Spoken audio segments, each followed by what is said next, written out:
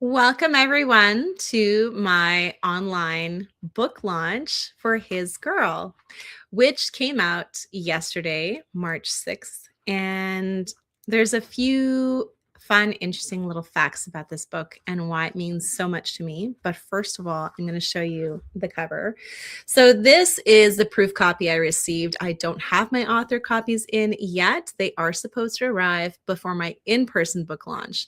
So unfortunately, you see this very ugly, not for resale sign, but it's here in my hands. I'm so excited. So thank you for coming tonight, tuning in, joining in.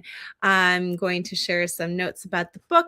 I'm going to do reading. I can even do some teaser excerpts to kind of tease a scene, but not give you the reveal at the end. And before I go on any further, let me just say that as part of being here at this book launch, you can win a free copy of His Girl. So all you have to do, we have two ways to win. All you have to do for now is you're going to comment forgiveness in the comments section wherever you are watching from. And if you do so, then I'm going to put your name down and I'm going to do the spinny wheel thing, and you can perhaps get a free copy of His Girl. And yes, it will be signed by me. So His Girl is what is the fun fact? Oh, yes. So I'm not just celebrating the coming out of His Girl. It's actually my 7th book in the 10 years that I've been published as an author. So I'm celebrating its release. I'm celebrating that it's the 7th book, and I'm celebrating that I've been published for 10 years, which is really surreal. And this is the perfect book to close off this era, this decade of writing for me. This decade has, well, it's really been the foundation of my whole writing journey. I started off with just an idea for a book, and I took a writing course, and then I built on it, and it took me 7 years to put out my first book. And from that book, I had this idea, well, why don't I expand my horizons and write this whole series on Canadian history, but fictionalized, with stories that people can enjoy and feel drawn to and learn something about Canadian history at the same time, but with a lot of heart and soul, some mystery, some romance behind it all. So His Girl, although it is the sequel to Unborn Melody, which is a heavy historical romance, is actually not a historical romance, or at least not in the standard way. It's more a story of second chances, the possibility of redemption. It has a child POV. It has secret parentage. It's more of like a snapshot of a family's dynamics in the wilderness in the Northwest Territories shortly after World War II. And so what started off as a romance, which you do get quite a bit of nice steamy moments in here, it is closed door. But that is not the thrust of this book, because the thrust of this book is Melody's journey into understanding, where does she come from? What is her history? And the story behind who she is. I see a few comments here. Okay, we've got forgiveness and hi. Okay, SD Houston, thank you so much. My friends with the like button, thank you for coming on. Oh, thank you. Congratulations. You deserve to celebrate your writing journey. Yes, I do. I'm so happy to. And I'm so happy that all of you guys are here. So let me just put down your names, because I don't want to lose that. I want to make sure you have your chance to enter the free copy of His Girl. So we've got SD Houston, we've got RQU. Okay. Perfect. All right. So I've got you guys down for now. And I think I'm going to start off with a little bit of the writing journey behind this book, why I wrote this book, how it actually it doesn't have the ending I originally thought it would have. It actually took a very different turn. So, how did I get into this story?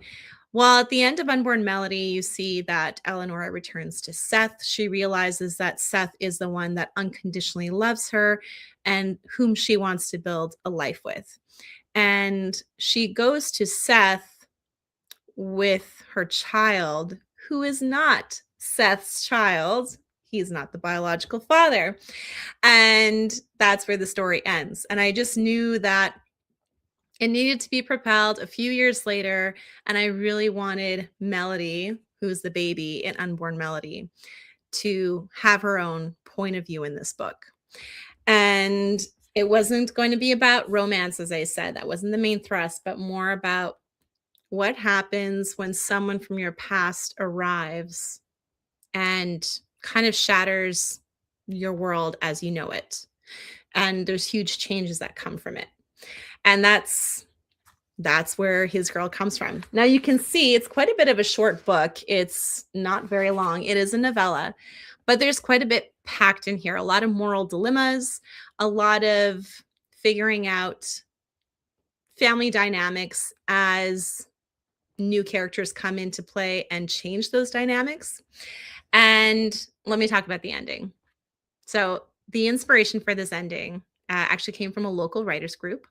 And this was last December.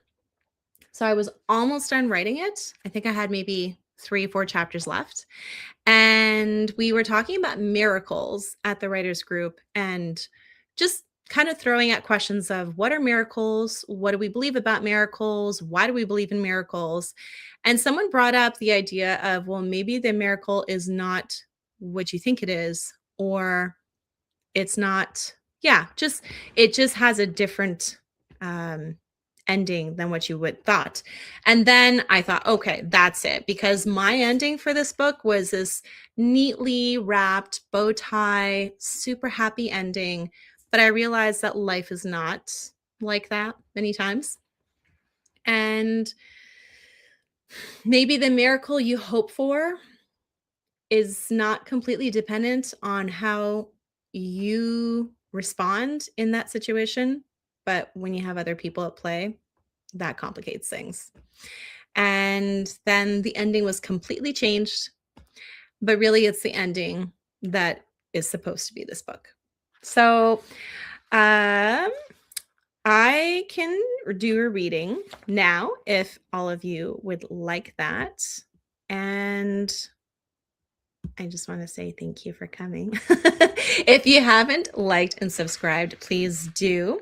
On my channel, right now I'm doing a book launch, but on my channel every week, I put out writing tips and advice. I have other authors come on here and share about their writing journeys and their books.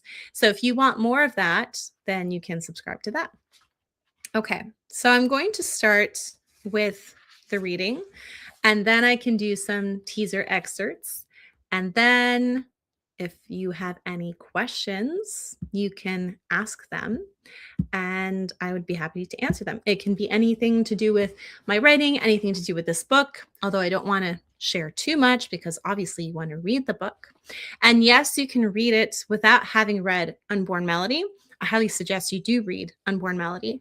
But if you haven't, you can technically read this without having read the first one. But let me just say that Unborn Melody and His Girl are now on Kindle Unlimited. So if that is your way of reading books, then both of them are there. Okay. So it all starts with a knock at the door. A knock at the door stole their attention. Eddie asked, "Pa home?" Ma furrowed her brows. "No, next week. I'll see who it is." She slipped from their embrace and stood. "I'll be right back."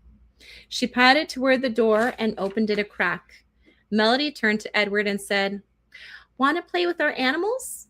The slam of the front door made Melody whip her head.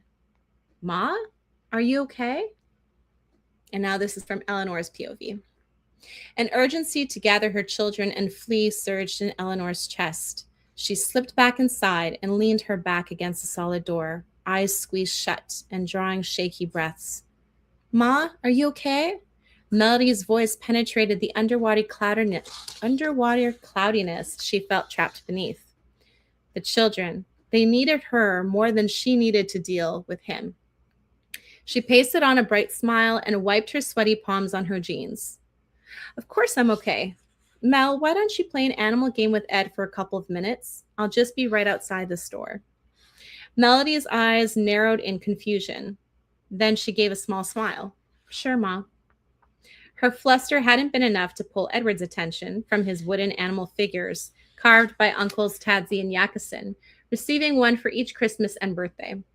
Edward tugged on Melody's arm and handed her the wolf. You have this, Edward announced. Assured the children's attentions were occupied, Eleanor cautiously exited her home. Her gaze scattered from the sun kissing the horizon to the branches swaying in the soft breeze, landing anywhere but upon him. 5 years hadn't been kind to him. The skin of half his strong-featured, handsome face was slightly mottled. The skin stretched oddly. The coinciding nostril had collapsed inward. When she dared to meet his eyes, his anxious pair matched hers. Is that you, Paul? She whispered. Relief flickered his face. He closed his eyes briefly. His voice was thick as he spoke. I wasn't too sure you'd recognize me. She had never heard his tone so measured, as if carefully treading on thin ice. What are you doing here? Ha! His outburst was half laugh, half choke. His hand flew to his pants pocket, pulled out a cigarette and lighter, and shook as he lit it with shaking fingers. After an inhale and puff, a noticeable calmness stole over him. I want to see my daughter. And that's pretty much the beginning of how his girl happens. So I guess it's kind of evident from that. Paul is Melody's father. And as I said, Eleanor left him 5 years ago, and now he's back, but in this strange state that she's not used to seeing him in. And you find out why he is where he is. And now this person, this blast from the past, has come back.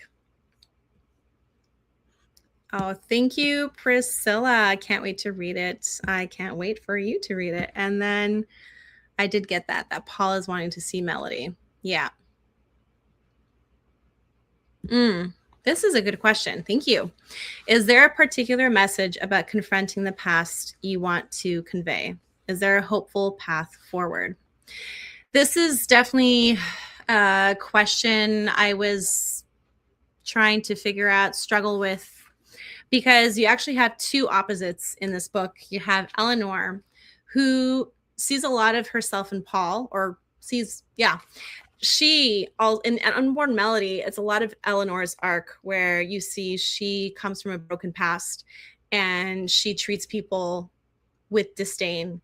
And yet the love of someone constant and just willing to love her despite it all, she makes those changes in her life. And she becomes this person that does a complete 180.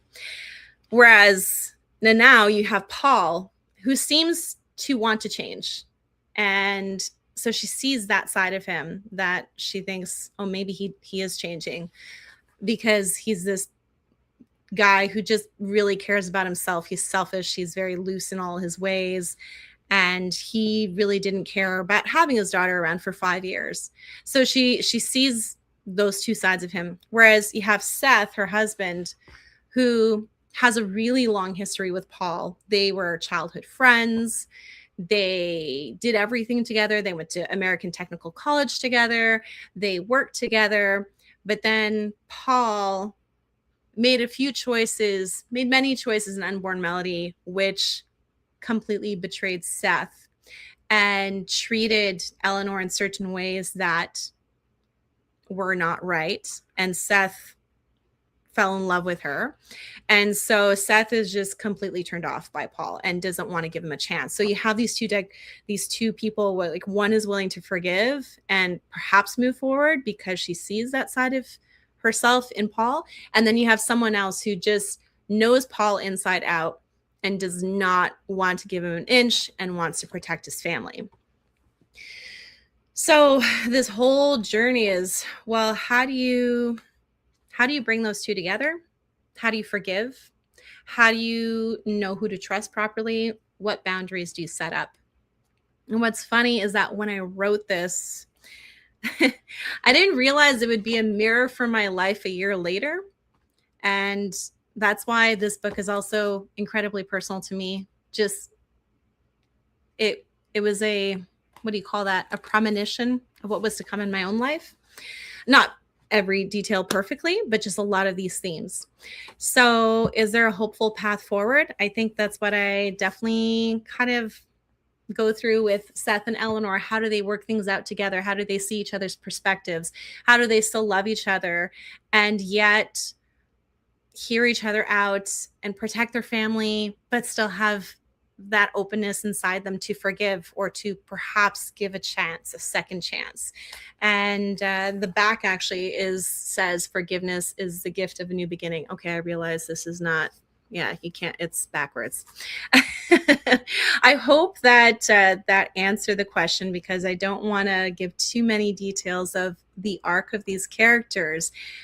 But yes, I believe that in writing this book and also how the ending turned around, it shows the reality of how you can respond well and how you can change in your response, but other people may not respond back well, and what kind of scenario that creates and how you can still stand in dignity, still forgive, still be willing to perhaps offer trust, but under certain restrictions and under certain boundaries, and how that can be protective when the other party decides to break trust again.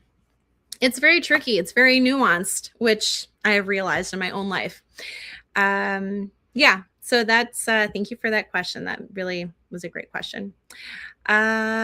Just for all those who have come in and you haven't seen this, if you want to enter a free copy of His Girl, you can just enter forgiveness and you're entered into the wheel.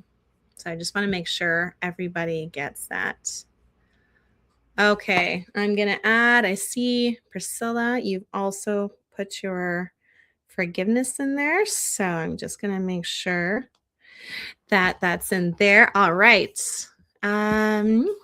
Thank you for your answer. How do you balance your writing career with other aspects of your life, family, day job, hobbies? And what part of the writing process do you find most rewarding? That's another great question.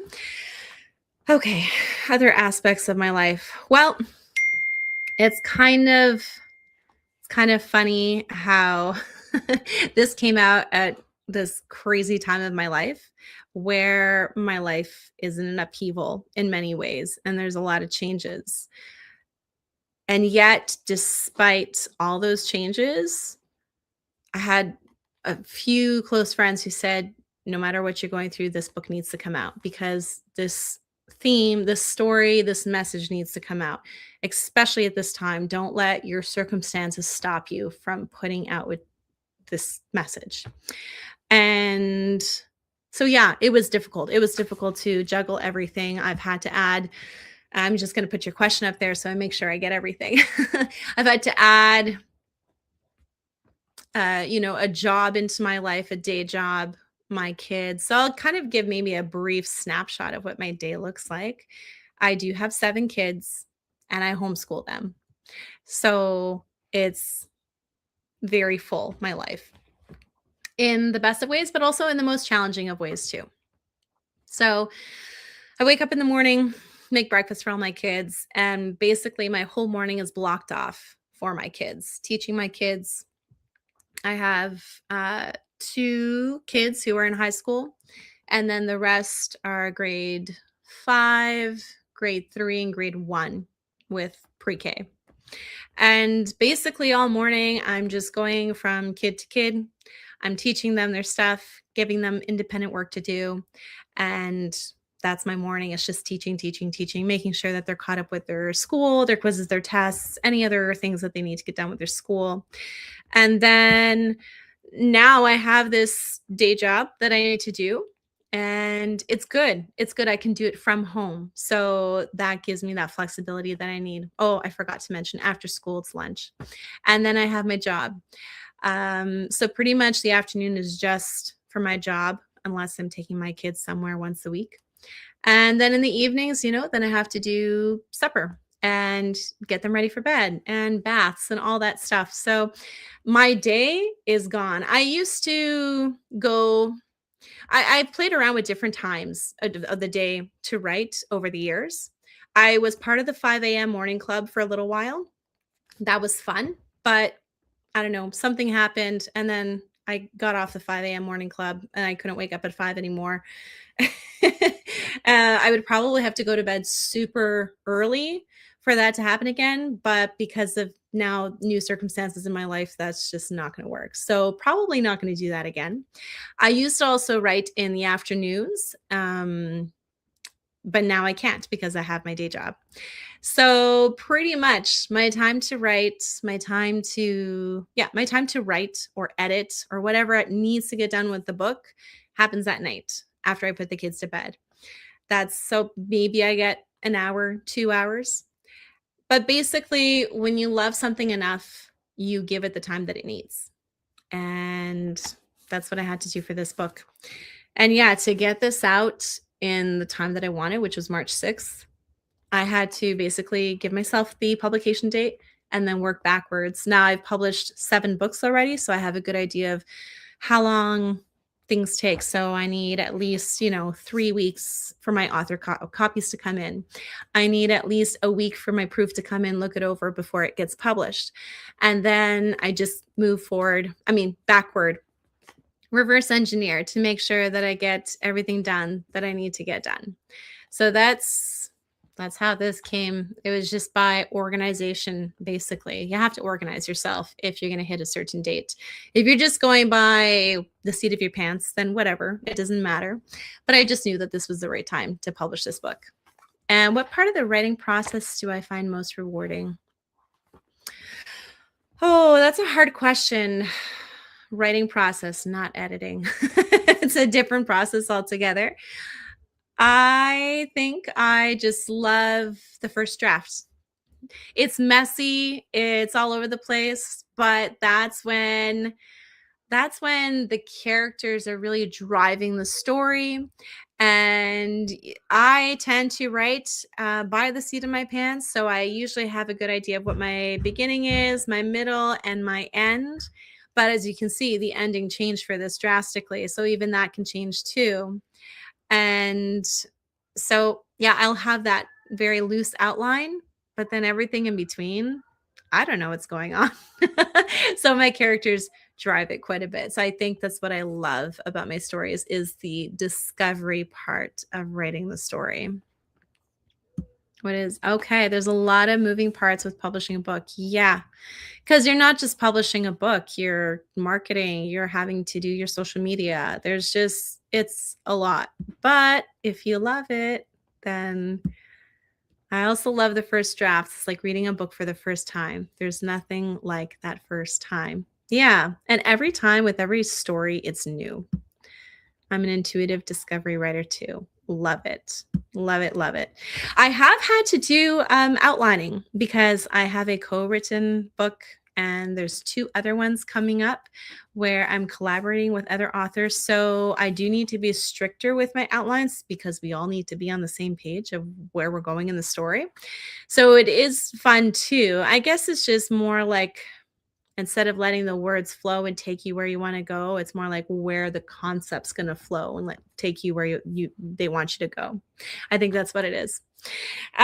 So if you would like, I can read a teaser. This scene actually changed quite a bit too after my beta readers read it. And one of them pointed out, well, this kind of really wouldn't work because of this. And that was actually really good point, an important point, and it changed quite a bit. So I will read it, but I will stop at a point where you don't know what's going to happen next. I'm not going to share. It's a teaser. Okay. Let's see.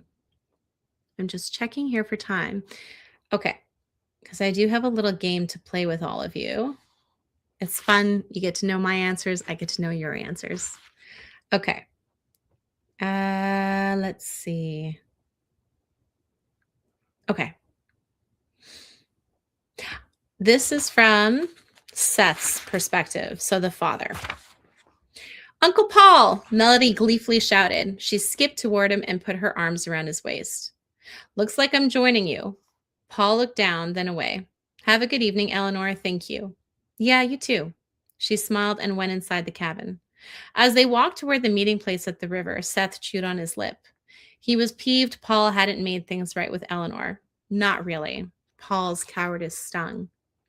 Pa, Melody interrupted his thoughts. May I please go in the same boat as Uncle Paul?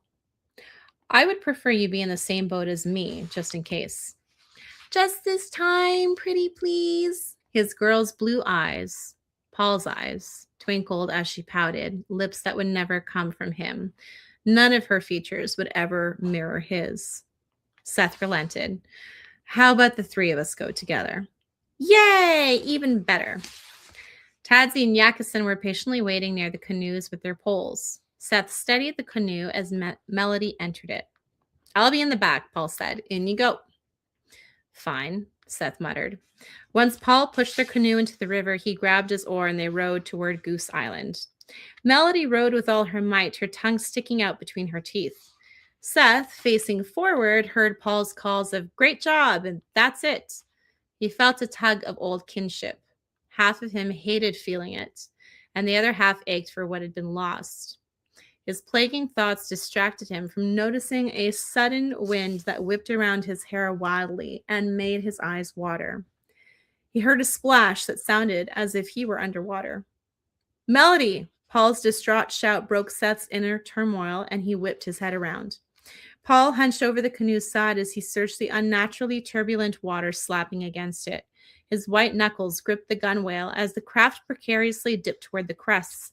Paul looked at Seth, and his eyes constricted in fear, the same fear Seth felt.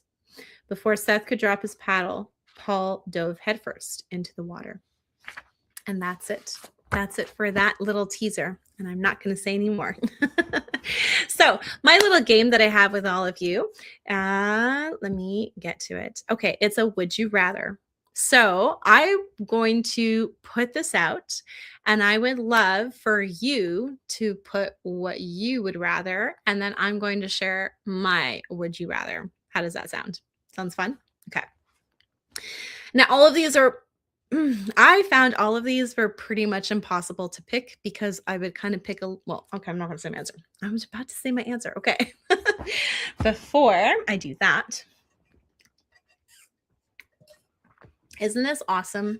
It says just a girl who loves books. The best Tumblr ever. Okay. So the first would you rather is, would you rather forgive someone who hurt you deeply or protect your family at all costs? So please enter your comments, your answers. I want to read them. And yes, I know these are maybe difficult to pick between. So I'm going to read it one more time. Would you rather forgive someone who hurt you deeply or protect your family at all costs? So Eleanor tends to be the one who forgives someone who hurt you deeply. Seth tends to be the one protect your family at all costs. And you know what I'm going to do? I'm actually going to put this in the comments. I know, it's a terrible choice. There, I put it in the comments. Oh, I'm actually getting... Okay, so I have one from a friend of mine. She's not able to comment, but she says here, likely protect at all costs. Forgive, but what a terrible choice. That's from Priscilla. Yeah, protect your family at all costs. Another one, protect your family at all costs. This is so difficult for me because I'll share why. I would want to forgive because I know that when you don't forgive, it can do something to you. Protect your family at all costs. Yeah, seems to be like the way to go. It's like, what if you don't forgive, then you're trapped in a prison of your own making because you have this anger and this bitterness rooted within you. But then at the same time, it's like, well, if you forgive and you just open up freely, then other people can get hurt. So I want to tend like yeah, I have to pick one. I have to pick one. I think if I had to pick one, because then what if I forgive? Or what if I don't forgive? And then that bitterness and that anger get directed at my own family. And then it just breaks the family apart from within. I know. I know. I'm all with you there. That's why I would just choose both of them. You can forgive and protect, and that's what I would do. But if I had to pick, I would protect. There you go. Okay. That was really hard. Okay, next one. Would you rather have a quiet life in the wilderness with found family or chase glamour and fixing yourself? And I won't say who the second one is based on. Let me put that in the comments. There. Quiet life in the wilderness with found family.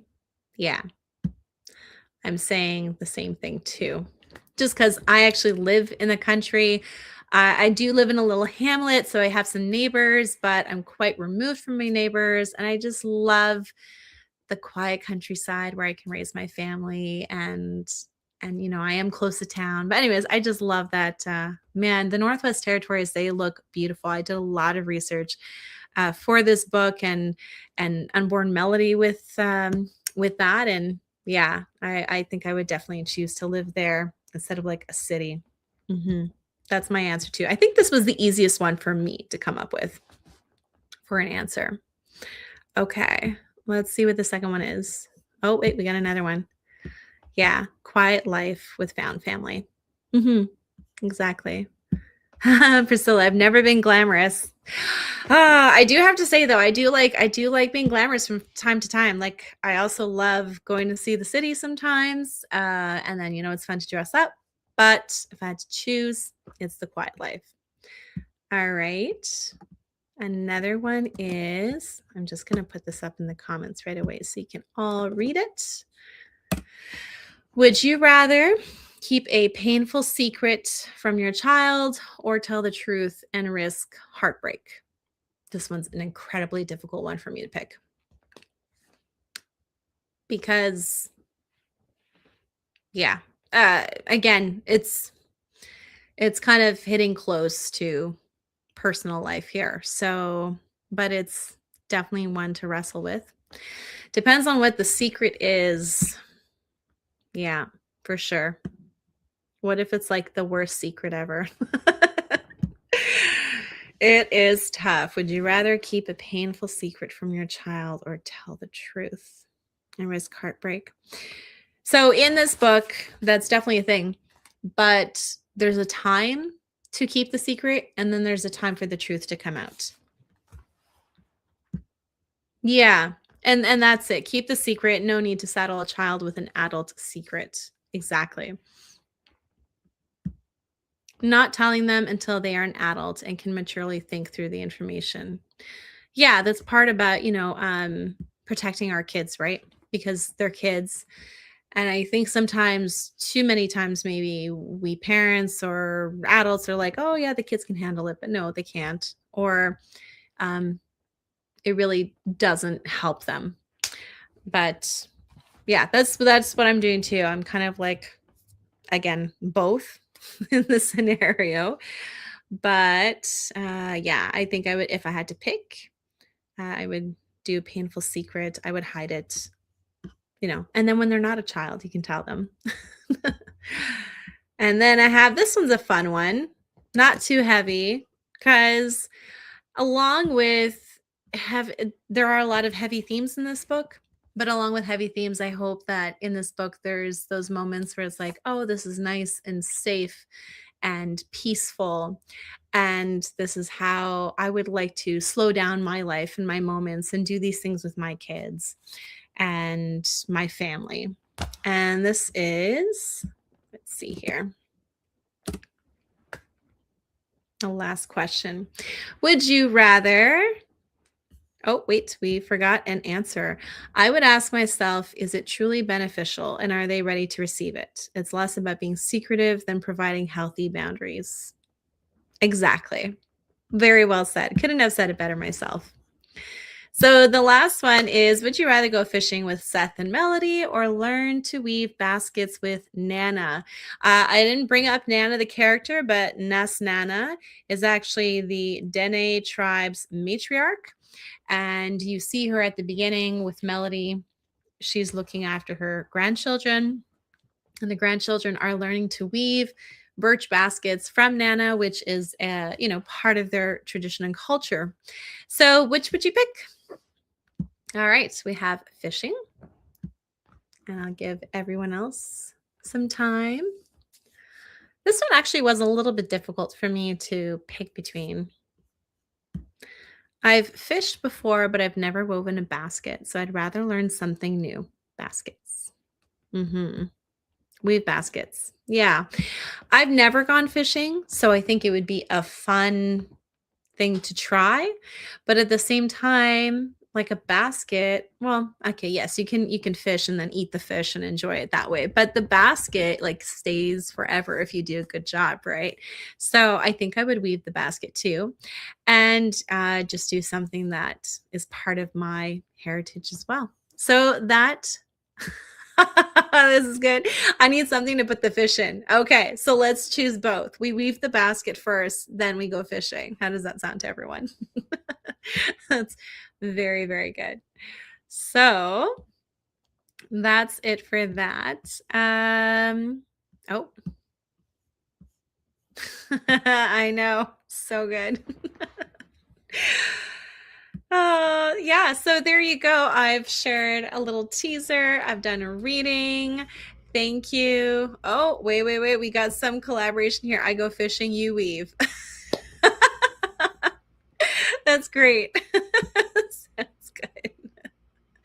How about we all do this together? I mean, this is what this book is all about. It's about found family. So let's go into teams. Some of us weave baskets, some of us fish, and there you go. And then we all get to eat the fish together. So the ones who are good at fishing go fishing. Oh, this has been so much fun, guys. Thank you so much for being here with me, for celebrating with me.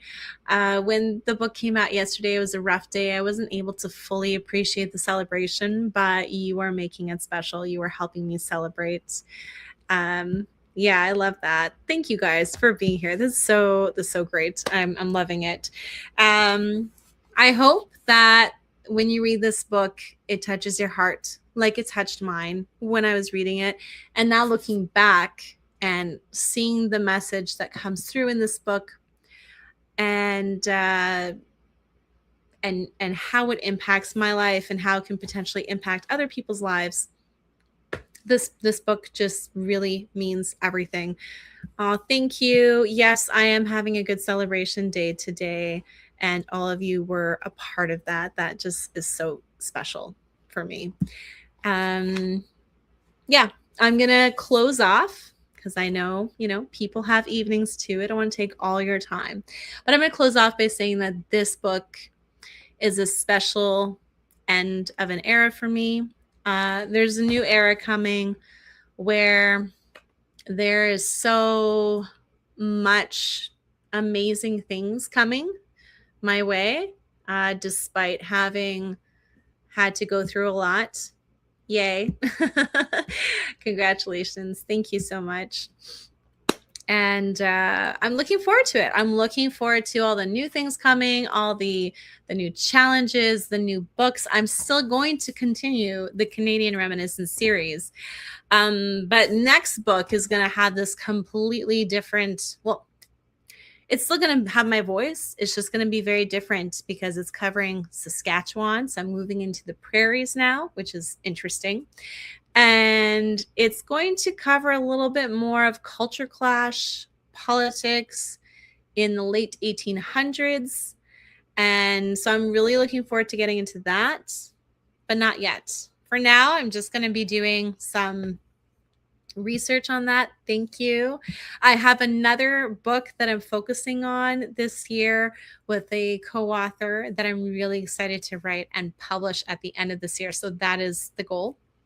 Hopefully that happens, because that book is also very personal to me and my journey and where I'm headed toward. And then I have another project that's coming up this year too that I'm excited to get into. And then we'll see how it goes from there. But that's it. So thank you again for coming. For all of you who entered the giveaway, I'm going to do the wheelie spinny thing, and then I'm going to contact you and let you know that you've won. I'll also put a little reel video on YouTube, since this is on YouTube, to just share who the winner is so you know for sure. And that's it. So thank you so much for coming, for being here with me. Really couldn't have done this all without you. And I hope you all have a great evening. Bye.